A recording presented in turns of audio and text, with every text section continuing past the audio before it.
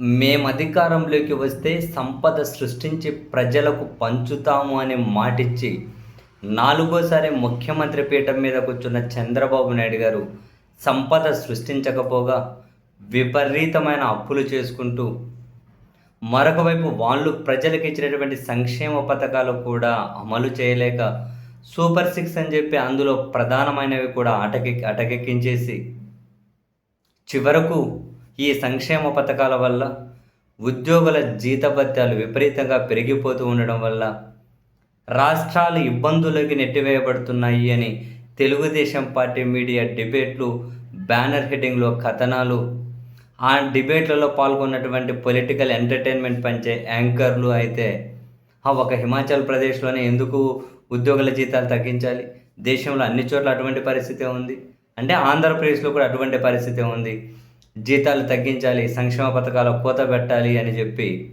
దాదాపు ఈ ఒక్క లైన్ డైరెక్ట్గా చెప్పట్లా అన్నీ చెబుతూ ఉన్నారు. అంటే ఒక్క హిమాచల్ ప్రదేశ్లో ఎందుకు తగ్గించాలి, అన్ని చోట్ల తగ్గించాలి, రాష్ట్రాలను గాడిన పెట్టాలి అంటే ఏంటి?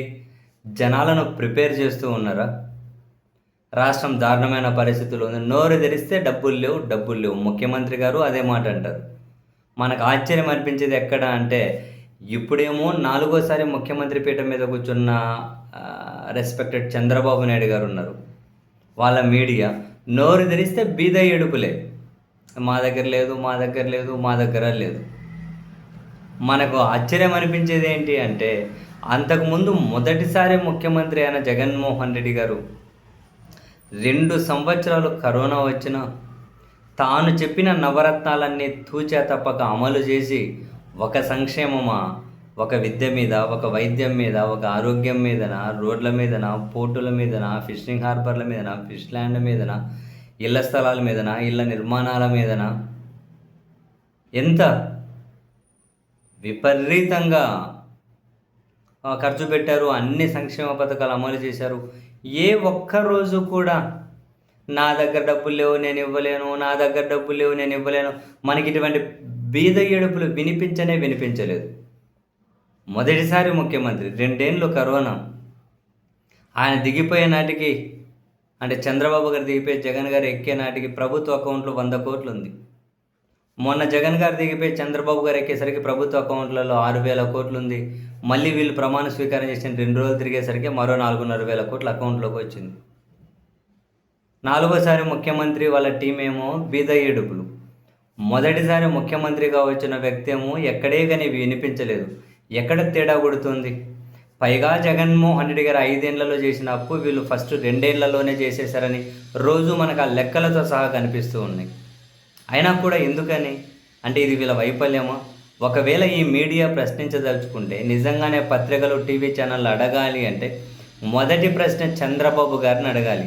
ఏం సార్, సంపద సృష్టిస్తామన్నారు కదా, ఎంతవరకు సృష్టించారు?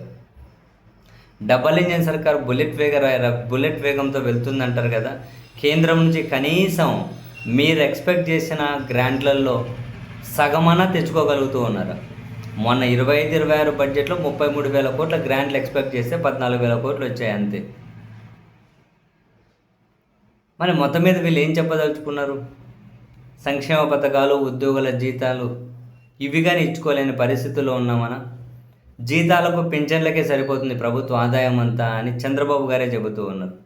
ఇవన్నీ కాదు కదా జనానికి కావాల్సింది. మీరు ఏం చెప్పారు? సంపద సృష్టించి జనానికి పంచుతాము అన్నారు. జనం అడుగుతారు, సంపద సృష్టించట్లేదు అంటే, మీరు కనీసం రాష్ట్ర కనీస అవసరాలు కూడా తీర్చే విధంగా ఆర్థిక వృద్ధి సంపాదించడం లేదు అంటే, అది ప్రభుత్వ వైఫల్యంగానే జనం చూస్తారు కదా.